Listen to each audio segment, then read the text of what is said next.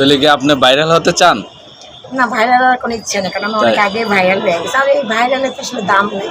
কেন দাম নাই কেন? ভাইরাল হলে তো মানুষ অনেক সম্মান করে। ভাইরাল তো মানুষ ভালো জিনিসকে করে না, খারাপ জিনিসকে তো মানুষ ভাইরাল করে।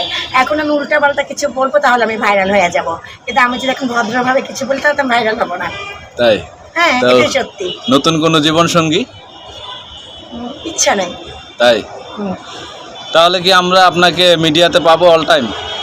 ইনশাল্লাহ আশা রাখি। ইউটিউব, ফেসবুক পেজ, টিকটকে তো আপনি কাঁপানো ধুমধারাকা একজন সেলিব্রিটি। টিকটকে আমরা আপনাকে সেলিব্রিটি হিসেবে না না জানি। না না ভাই, একটু বেশি বাড়ায় বাড়ায় বলতেছেন।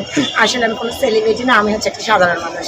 না, সাধারণ মানুষ ঠিক আছে, তারপরেও যেহেতু আমাদের চোখে আমরা তো জানি টিকটকে million million view, million million follower হলে সেলিব্রিটি হয়, সেই হিসাবে আপনি তো কোনো দিক দিয়ে কম না। আসলে কি হয়েছে, মানে আমরা আমাদের মনকে বুঝ দিই যে আমরা সবাই সেলিব্রিটি। হ্যাঁ, তাই? আচ্ছা, যাক। তো আমরা অবশ্যই নেক্সটে আপনাকে আমাদের পেজে নিয়ে আসবো, আমাদের চ্যানেলে নিয়ে আসবো। আপনার প্রয়োজন হলে আমাদেরকে ডাকবেন, আমরা আপনার সাথে অবশ্যই। কাজ করব।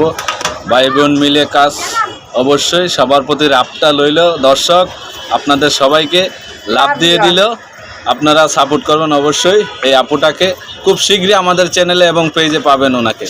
আল্লাহ হাফেজ।